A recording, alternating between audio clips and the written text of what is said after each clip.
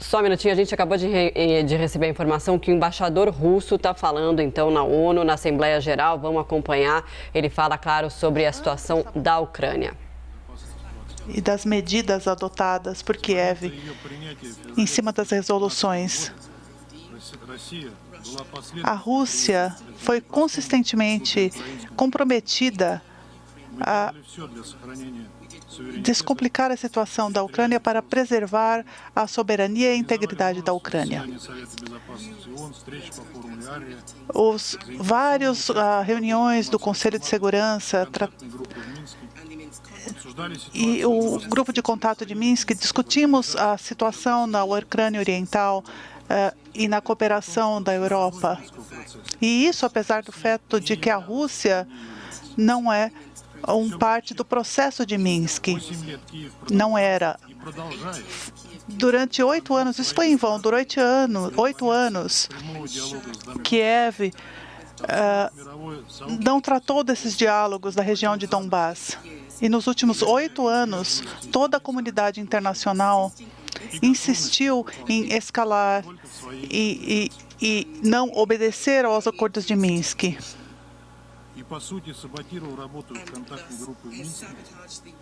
E sabotaram o trabalho do grupo de contato de Minsk. E muitos de vocês não entendem como eram essas reuniões. Os ucranianos sabotaram os argumentos, não apenas de questões políticas, mas também de questões políticas. No entanto, eles não tiveram escrúpulos, eles trataram. Talvez a última questão tenha sido o fato de que a Ucrânia, durante a reunião de Conselho de Segurança organizada por nós em fevereiro, com colegas, ela não pediu a implementação de Minsk.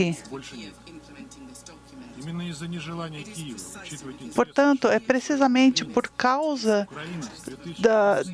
da posição de Kiev e da situação que acontece desde 2015, que seus próprios cidadãos que não concordam com os valores de Maidan, dos protestos de Maidan, apoiados pelo Ocidente, não conseguem convencer o seu próprio povo. Em qualquer outra situação de crise, os membros da ONU pedem o diálogo direto entre partes de um conflito. E isso não ocorreu. E se isso não ocorrer, ele não pode ser resolvido. No entanto, a Ucrânia tratou de forma inescrupulosa todo o pacote de diálogo, e isso foi sabotado pela Ucrânia durante todo esse período. Portanto, caro secretário-geral da ONU, hoje, 2 dias atrás, foram dadas algumas declarações a respeito do que está acontecendo na Ucrânia Oriental, que não estaria alinhado com os status e com a Carta da ONU. Nós especificamente notamos as estatísticas, os números, e notamos que não há conflito, seja atual ou anterior, que permita que tais declarações sejam dadas. Em relação à situação da Ucrânia, o secretário-geral levantou a voz várias vezes para apoiar as medidas da resolução que requer que todos os membros tratem, não aceitem a independência das regiões de Donbás. No entanto, é infeliz que ele tenha seguido esse exemplo. Não entendemos que tão os bons escritórios da ONU, que mencionados pelo secretário-geral, podem fornecer na região. Em relação à questão da Crimeia e da independência das regiões de Luhansk e Donetsk, a região da Crimeia diz que quer pertencer à Rússia e pertencer à Federação Russa. Em relação a Luhansk e Donetsk, Os parceiros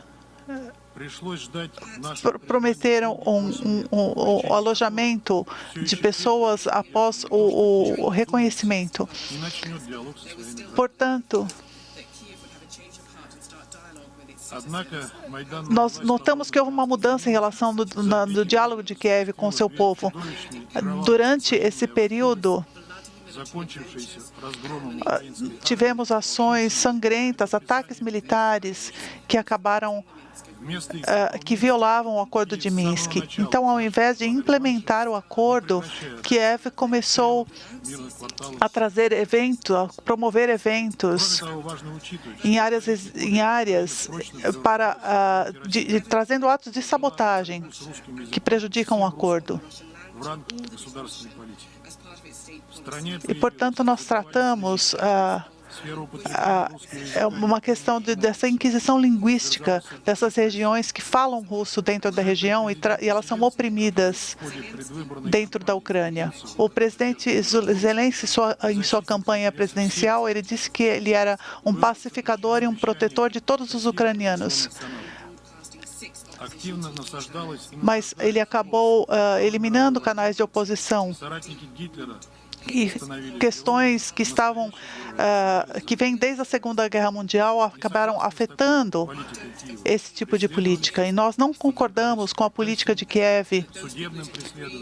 E aqueles que não concordam com a política de Kiev acabam sendo perseguidos, são feridos, atacados e houve assassinatos de jornalistas e outros. Portanto, é claro para as pessoas de Luhansk e Donetsk que elas, mesmo encarando essa situação, elas não conseguem implementar o acordo de Minsk e elas merecem um status especial.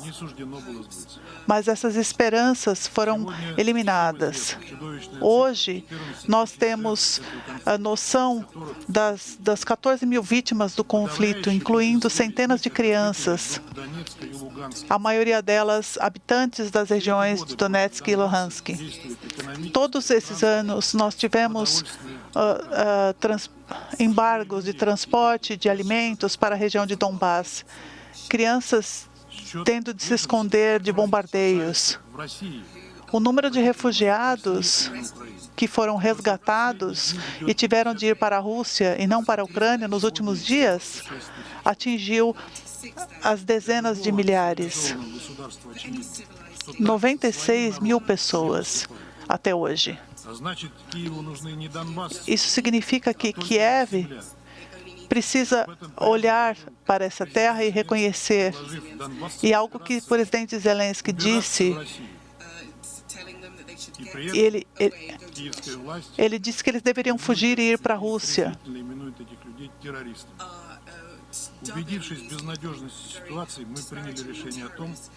E tratou essas pessoas como terroristas, no fim.